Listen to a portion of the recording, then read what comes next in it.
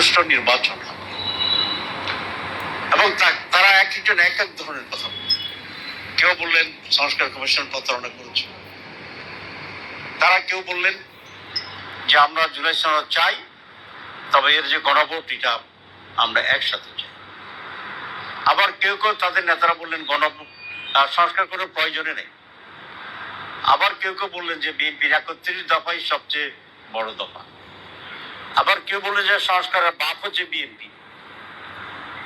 তো এই তো নানামুখী কথার ভিতরে সংস্কার ইস্যুটা মানুষের কাছে এক ধরনের অস্পষ্ট কোন একটা বিষয়ের উপর, এবং আমরা সবসময় বলে আসছি সংস্কারের সাথে নির্বাচনের সম্পর্ক আছে এই কারণেই যে কতিপয় সংস্কারের ব্যাপারে আমরা একমত হয়েছি যেগুলা আইনি ভিত্তি পাওয়ার পরে আগামী নির্বাচনের একটি ইস্যু হবে। যেমন আমরা পিয়ার সিস্টেমে নির্বাচন চেয়েছিলাম,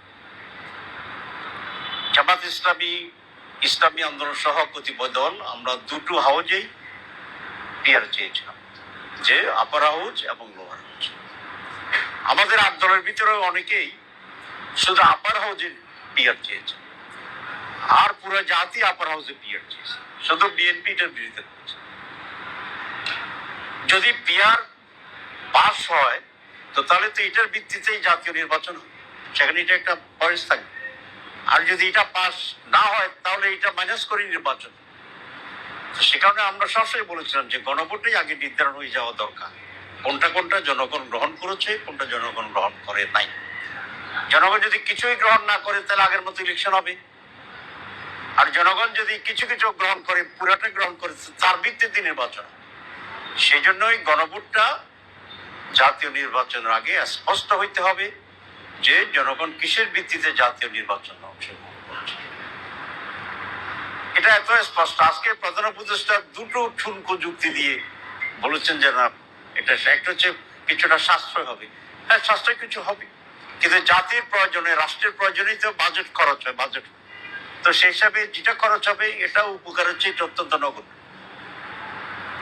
আর ২, জাতীয় নির্বাচনে যদি আর একসাথে গণভোট হয়, তাই গণভোটে যেগুলো মানুষ হা করবে সেগুলো বাস্তবায়নের তো জটিলতা তৈরি হবে, যেগুলোর উপর ইলেকশন। আমি এক জায়গায় বলেছিলাম যে কনসেপ্ট করার আগে সন্তানের নাম রাখা এটা কখনোই বুদ্ধিমানের কাজ না। তিনেরই কেস আমরা আজকে বিশ্বের সাথে দেখলাম যে প্রধান উপদেষ্টা সনদ জারি করেছেন, এটা আমি মনে করি উনি সঠিক করেছেন।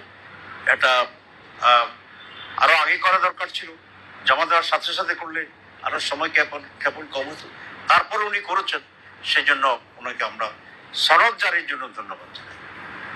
কিন্তু সনদের কার্যকারিতার জন্য জাতীয় নির্বাচনের আগে যে গণভোট অপরিহার্য, এখানে উনি আবার বিভ্রান্ত তৈরি করেছেন এই কথা বলে যে গণভোট আর জাতীয় নির্বাচন একসাথে হবে।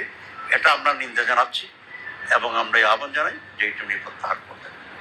এবং কেন করবেন, আরো আমাদের অনেক কিছু প্রতিক্রিয়া